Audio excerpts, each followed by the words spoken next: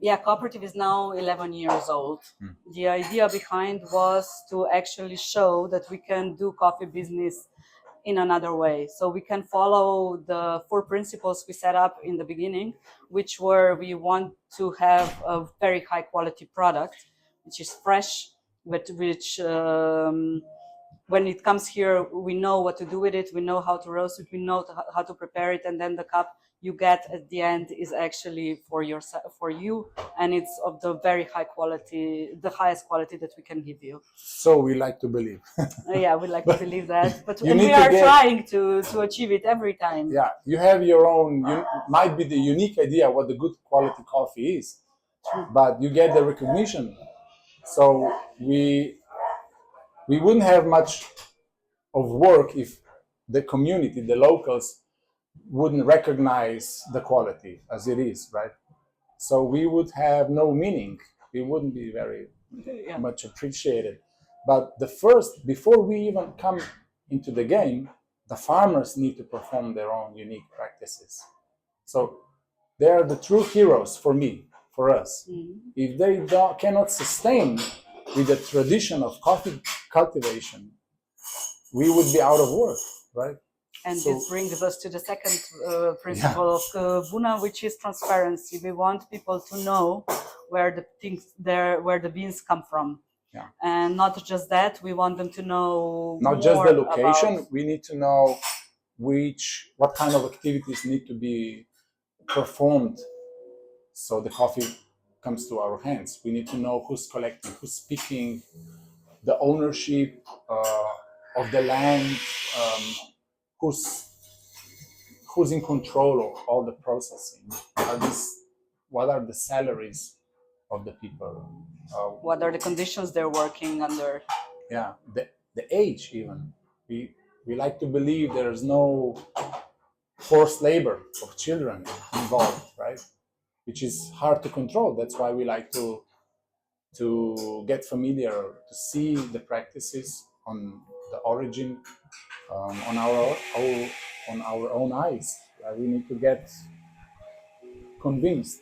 That's why I just finished the journey to Nicaragua, which is the new location we would like to add into our inventory, into our offers. And we talk about all this.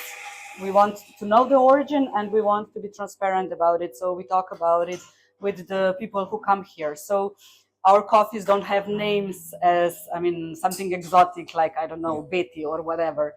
Every coffee has a name by where it comes from, what it who produced it, and so on. We will sometimes even put it on the blackboard. It's actually black. Yeah, it's the idea of the coffee, which comes in a short description of the variety, the altitude, the elevation.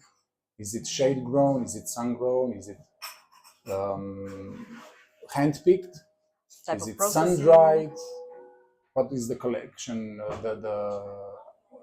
According to the bean size or even density, we need to know. And what we never actually intended to do, but just grew, was the community. This place actually runs on community. There are people who come here every day. They want to be part of the happening. So, for example, here the waiters, those who work behind the bar, are never, just a person behind the bar. They also have to be accepted by the community who comes here, and people come here by themselves. They don't necessarily need a company to come here. And this gives them the idea that they also belong, and we like them to belong here. It's not about the money, it's about the support of each other. So a lot of discussions are going on here about different things. Also, I don't know, in the last days, social innovation, climate change, we talk about this. We talk about other projects that we are also working on within BUNA or that are going on around us, like the directive on the due diligence in the European Union. That was one thing that we talked a lot about. We talk a lot about the capitalism and how money is changing the society. We talk a lot about how the turning from cash payments to credit card payments, how this is affecting us. Now, of course, we talk about AI and all of these stuff, and it's really interesting that you get a lot of different ideas from people who come here because we are not all of the same mind. And it collects in the cup. It's not just concentration of the coffee extraction, it's all these frequencies and energies. That's how we like to think about the coffee. That's why we also decided upon the fourth principle, which is preservation of environment, which means if we demand this from the producers, we also want to follow up on that. So our coffee shop is as zero waste as possible. Yeah. If we want to give out the certain quality of the product. Yeah. So what we serve in the coffee shop is actually only fair trade items, locally produced, and of course coffee from the known origin. And most of the coffee that goes out to homes, to our wholesale buyers, it goes out in containers that can be reused. So people are actually asked to bring their own containers. We don't provide any packaging. Yeah. Actually. Even we supply a couple of other bars and restaurants in Ljubljana. All of these would be done by, we deliver in our containers. We simply swap into their containers or in those jars.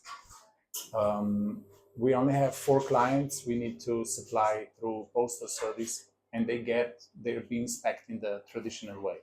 But otherwise, that's only about 10 or 15% of annual production. Yeah. That's so 85% is not being packed at all. It's just, and if you want to buy some, you need to bring your own. And they keep coming back because they identify with this additional level of participation. They like to have this kind of control over their own consumption.